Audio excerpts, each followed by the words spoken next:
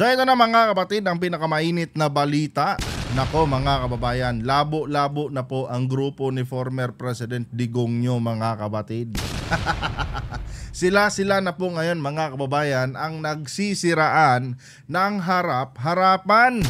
Tulad na lang dito mga kapatid sa ating nasagap na balita, galing pa ito sa Abante News mga kapatid, na kung saan harap-harapan pong tinitira ngayon ni Salvador Panelo mga kababayan itong Duterte Youth Party List. At di umano mga kapatid, ayon kay Panelo mga kababayan, ginagamit lang naman daw ng Duterte Youth Party List mga kapatid ang pangalan ni former President Digong para makapasok sa Kongreso at para sumahod ng 300,000 buwan-buwan mga kapatid sa loob ng 6 na taon.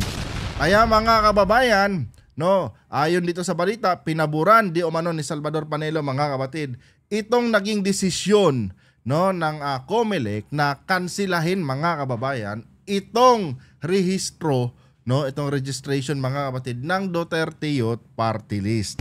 Yan po ang ating pag-uusapan, pero bago ang lahat mga kapatid, One Talk PH nga pala, nagbabalik po para sa panibagong update. So ito na mga kababayan, sabi dito, Panelo walang believe sa Duterte Youth Party List. Ito mga kapatid ang laman ng balita. Pinaburan ni dating Presidential Legal Counsel Salvador Panelo ang desisyon ng Commission on Election na kansilahin ang rehistrasyon ng Duterte Youth Party List. O Cardema, saan ka ngayon manghihingi ng simpatya? Mismong legal counsel na ni Digong ang nagsabi na pabor siya na kansilahin ng COMELEC ang inyong registration. Dahil, eto mga kapatid, sa programang Easy Lang ng Abante Radio, sinabi ni Panelo na simulat sa poll, ginagamit lamang umano ng grupo ang pangalan ng Duterte. Mga kapatid, alam niyo naman na anti-Duterte tayo mga kababayan. Pero mga kapatid, pabor po ako dito sa sinabi ni Panelo mga kababayan na ginagamit lamang ng Duterte Youth Party List, ginagamit lamang nila Cardema mga kapatid ang pangalan ni Digong para makaupo dyan sa House of the Representatives. Yes mga kapatid, alam nyo kung bakit? Sa loob ng 6 na taon mga kababayan, wala pong naipasang bill itong Duterte Youth Party List mga kapatid. Wala silang bill na nagawa mga kababayan at later on na isabatas. Walang ganun mga kapatid. Ang ginawa lang ng Duterte Youth Party List mga kababayan sa House of the Representatives ay magpalaki po ng kanilang mga itlog, at magpalaki ng kanilang mga puday. Yan ang totoo mga kababayan. Kahit saan kayo mag-research mga kapatid, wala kayong mahahanap na bill na nagawa nitong Duterte Youth Party List sa loob ng 6 na taon.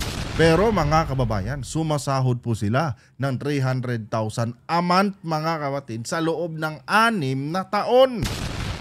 Di ba mga kababayan? Alam nyo, kung totoong tawag dito, supporters sila ni former President Duterte mga kapatid, alam nyo, dapat gumawa na sila ng mga batas na kung saan susuporta dito mga kababayan.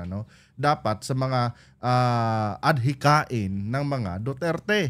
Pero mga kapatid, sa loob ng 6 na taon, wala pong nagawa itong Duterte Youth Party List sa loob ng House of the Representatives. Puro lamang panggugulo mga kababayan yung kanilang naging ambag sa House of the Representatives.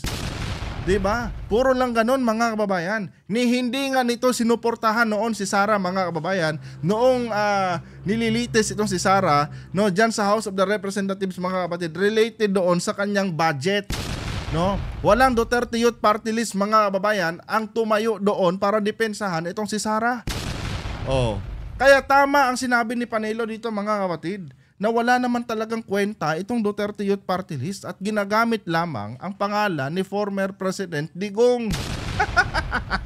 Sabi ba dito mga kababayan, sa dagdag niya, hindi rin maganda ang record ng mga nasa likod ng partido at marami rin daw paglabag kung kaya't may sapat lamang na batayan ang COMELEC sa ginagawang hakbang. Cardema, anong masasabi mo dito? Recently, sabi ni Cardema, mga kababayan, inaalipusta daw sila. No, ginigipit daw sila. Paano yan ngayon, Cardema? Sinusuka na kayo ng partido ni Duterte. Sino kaya ang inaalipusta na sinasabi mo? Kung totoosin, dahil sa sinabing ito ni Panelo, hindi na kayo welcome sa partido ng mga Duterte. So, sino kaya yung sinasabi mo ngayon na inaalipusta at minamaliit kayo at ginigipit? Tandaan mo, legal counsel to, no? Dating legal counsel ni Digong ang nagsasalita, itong si Salvador Panelo. At magpahanggang ngayon, no? Sanggang dikit ito ni Digong. Kumbaga, ito yung little Digong. Kung anong sinasabi ni Panelo, parang yun na rin ang sinasabi ni Tatay Digong nyo. Paano yan? Nagsalita na si Panelo. No, nawala kayong mga silbi. At ginagamit nyo lang ang pangalan ni Digong para kumita kayo dyan ng 300,000 sa loob ng 6 na taon dyan sa House of the Representatives.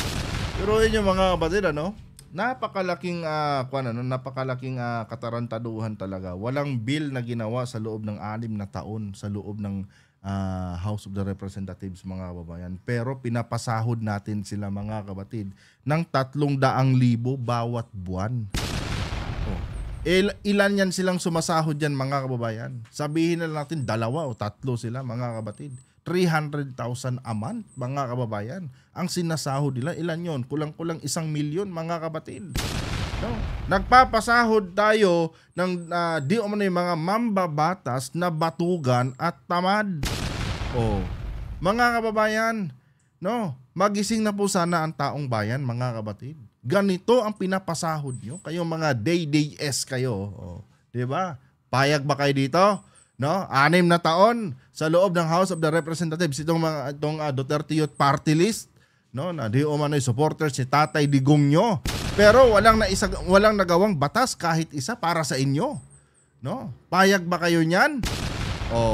Ganon kayo ka ob-ob, bumuboto kayo ng party list na wala namang silbi. Diyos ko, nag-number 1 pa yata itong mga kapatid itong nakaraang halalan. Di ba? Halongkat ninyo ang record, Kayong mga day-day-s kayo, halongkat ninyo ang record ng Duterte Youth. Tingnan nyo kayo na mismo, ang tumingin. Kung meron bang nagawang bill ito na later on naging batas, wala kayong makikita. I tell you, wala kayong makikita, na bill na isinumite nitong Duterte Youth at naging batas. Wala. Wala ngang bill to mismo Walang bill mismo na nagawa itong Duterte Youth, mga kapatid, sa loob ng 6 na taon. Biruin nyo yan. Sabi pa dito, mga kapatid, dagdag niya, hindi rin maganda ang record ng nasa tapos na pala to. Tawag dito. Sabi dito, mga kapatid, ito pala yung eksaktong sinabi ni Panelo. Yung Duterte Youth, wala akong kabilib-bilib dyan. Ginagamit lang talaga nila yung pangalan ng Duterte, lalo na yung mga nasa likod niyan. Puro mga hindi maganda ang record yan. Talagang ginagamit lang nila, si Duterte sa ad ni Panelo. Mga kababayan, eto na, mga kapatid, eto na ang tamang panahon na dapat magising itong ating mga kababayan na day-day-s.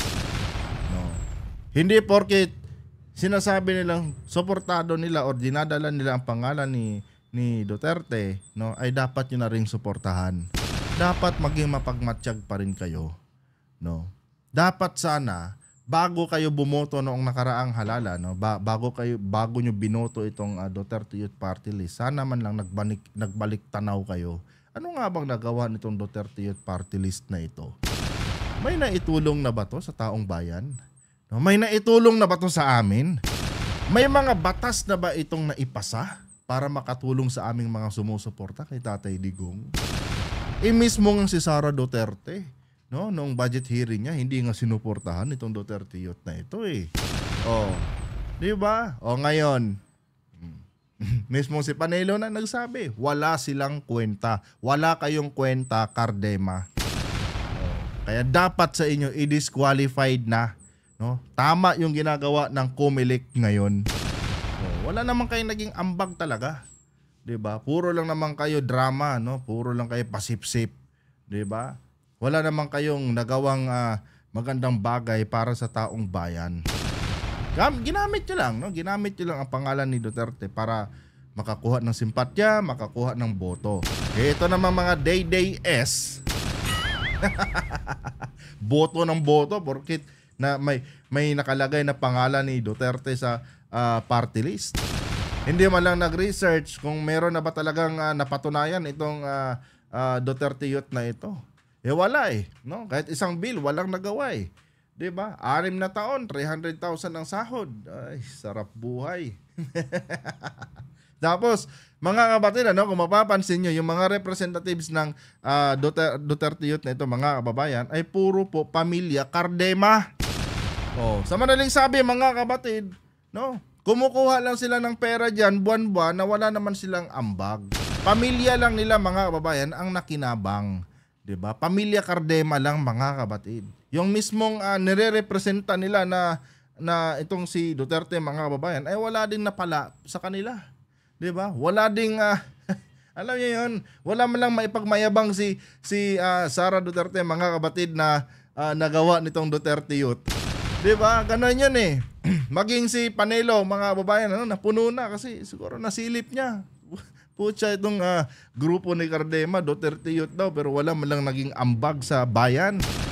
Hindi mo man lang maipagmalaki kasi wala namang nagawang bill.